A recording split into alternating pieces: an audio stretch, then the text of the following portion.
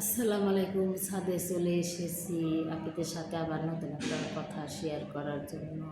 আমার ছেলের কাল 21 বছর পূর্ণ হলো। সবাই দোয়া করবেন, সে জানি ভালোভাবে মানুষের মতো মানুষ হয়, পড়াশোনা শেষ করে বাবা মাকে দেখতে পারে। সে বিয়ে করে যখন বিয়ে করবে তখন সন্তান স্ত্রী নিয়ে শ্বশুরবাড়ি সবাইকে নিয়ে যেন সে ভালো থাকতে পারে, সেই শিক্ষাই দিয়েছি। আমি এমন শিক্ষা দিই নেই যে শুধু শ্বশুরবাড়িকে ভালোবাসবে, বাবার বাড়িকে ভালো বাবার বাড়িকে ভালোবাসবে, শ্বশুর বাড়িকে ভালোবাসবে না, এ শিক্ষা আমি আমার সন্তানকে কখনো দেইনি আর কখনো দেব না।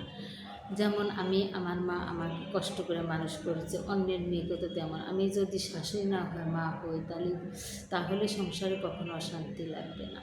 আমারও তো একটা মেয়ে আছে, শ্বশুরবাড়ি দিতে হবে, শ্বশুরবাড়ি সে যাবে, সংসার করবে। আমি যদি অন্যের মেয়ের সাথে অশান্তি করি, তাহলে তো আমারও সংসারে আমার মেয়ের সাথে সবাই অশান্তি করবে। এই তো আমার কথা, আর কী বলবো আপনাদের সাথে। তাই একটু মন খুবই খারাপ। কাল ছেলেটার জন্মদিন হলো, কেউ ছিল না বাসায়, মেয়েও নাই, আমি আর আমার ছেলে নিজে নিজে একটু ছোটো কেক এনে দিয়েছিলাম, কেক খেলো। আমার ভাস্তি দেখে সে ফেসবুকে একটু পোস্ট করেছি, আমার ভাস্তিকে বলছে আমাকে নাকি, আমার ভাস্তির আবার 25 তারিখে জন্মদিন। সেও বলতেছে আসো ফুবু, এসো তুমি আমার জন্য কেক নিয়ে এসো, পাখা কিনে নিয়ে এসো, আমি পরি হয়ে উড়ে যাব। অনেক কথা বলে। আমার ভাস্তিরা ছোট হলে কি অনেক সুন্দর সুন্দর কথা বলতে পারে, কিন্তু ক্যামেরার সামনে এসে বলতে পারে না। আমি তো বলতে পারি না, আমি তো এখনও ভুলভাল কথা বলে আপনাদের কাছে, সেই জন্য আমার ভিডিওগুলো ভাইরাল হয় না। আমি কেমন কথা বলি, কেউ পছন্দ করে না। আর মানুষের সংসারের অভাব অনটন থাকে, এগুলো আপনাদের সাথে তো একটু আমি শেয়ারই করেছি।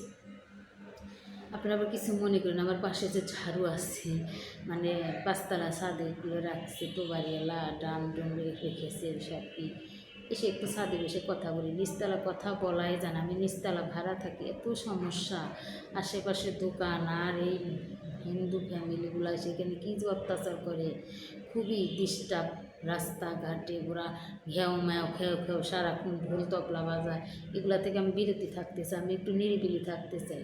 আমার এমনিতে মাথারই সমস্যা, মাইকনের ব্যথা মানে সে চিন্তালা বেঁচে আছে, এর থেকে আর দুঃখ কোনো হয়, এর থেকে আর দুঃখ নাই।